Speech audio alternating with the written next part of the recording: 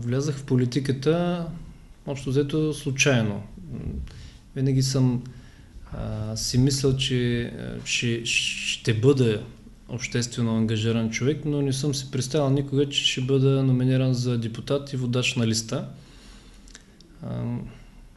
Мой приятел от ученическите години Костадин Марков ми каза: защо не вземеш тук по-активно да се включиш, да ни помагаш в СДС. Аз съм десен човек, от 10 години работя като адвокат, самостоятелна професия, независима, може би.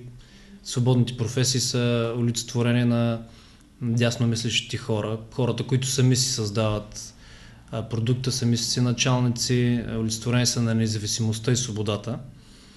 Може би една от причините да не работя някъде в администрация или за някой друг е това, че обичам свободата и решенията да си ги вземам сам. Преди известно време господин Марков ме покани: давай тук да видим нещо, дали не можем да направим заедно, се включи в екипа, и аз така не на шега, на сериозно се включих. Така се завъртяха нещата, че аз се озовах на председателското място на СДС. Станах член на Националния изпълнителен съвет на СДС на национално ниво и сега съм номиниран и за депутат. Никога не съм се стремял да ставам депутат, и сега като разговарям с други хора, приятели, казвам, че моята цел не е аз лично да стана депутат. Политиката ме научи на това да бъда отборен играч и да виждам, че може да се успева само хората като са заедно. Сам можеш да успееш нещо да направиш, но то е в рамките на една много ограничена сфера в живота или в семейството, ако щеш, или в хода, в който живееш. Докато по-голямата група от хора, като се събере, това е смисъл на политическото представителство, може да решава по-големи, по-значими въпроси от местно и от национално ниво. И аз съм си въобразил, че мога да бъда един от хората, които да участват в създаването на правила или дори по-скоро в налагането на дисциплина за спазване на правилата. Като казвам налагане на дисциплина, имам предвид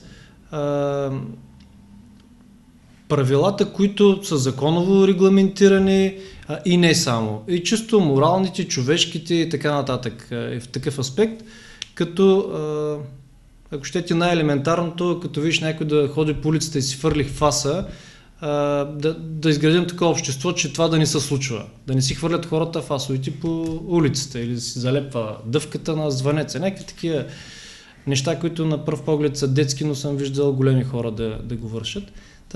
Това е най-дребното.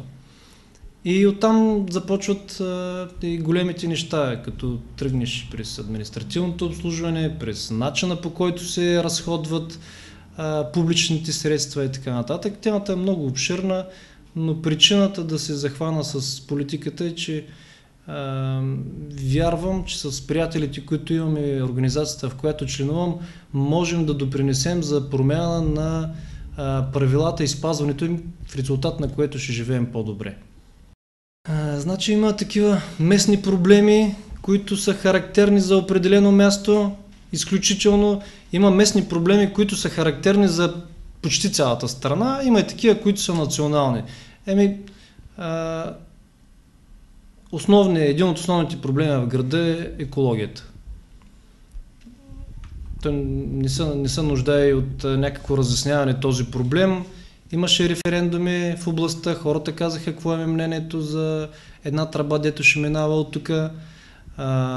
Проблема с предприятията, които замърсяват околната среда, проблема с замърсяването на водите. Ако щете, дребният проблем, с който започнах фасовете от цигарите, буклука, който самите ние организираме. Друг сериозен проблем, основен, това е трафика ни, начина на организация на движението, пътната инфраструктура. Последното се подобрява, и то значително и очевидно с последния мандат, който в момента управлява нашата община. Аз не мога да отговоря на въпроса защо бургазлии трябва да гласуват за мен. Те трябва да се отговорят сами на този въпрос. Аз мога да кажа какво съм направил и какво правя и какво ще направя. На първо място